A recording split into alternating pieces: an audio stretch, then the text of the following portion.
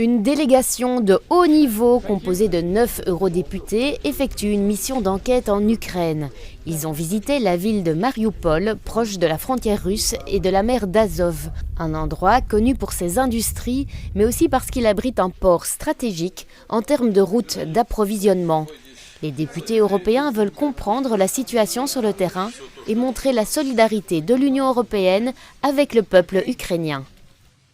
Ici, la situation est tendue, elle l'est depuis des années en réalité, mais on est aussi frappé de voir le calme, la résilience de la population qui va qu'à ses occupations, qui ne veut pas se laisser impressionner, qui ne veut pas se laisser manipuler.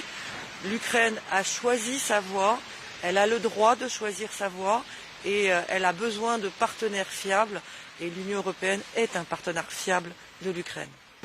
Nous appelons le Kremlin à se calmer. Nous devons réduire la tension.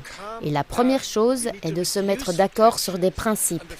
Le premier principe est que nous ne menaçons pas l'autre en Europe et que nous n'utilisons pas de moyens militaires l'un contre l'autre. Nous devons résoudre ce conflit avec de la diplomatie. La délégation européenne a également visité une unité militaire pour évaluer la sécurité dans la zone de contact, là où elle a été informée des violations continues du cessez-le-feu. De nombreux observateurs pensent également qu'en cas d'attaque russe, Marioupol pourrait être l'une des premières cibles militaires.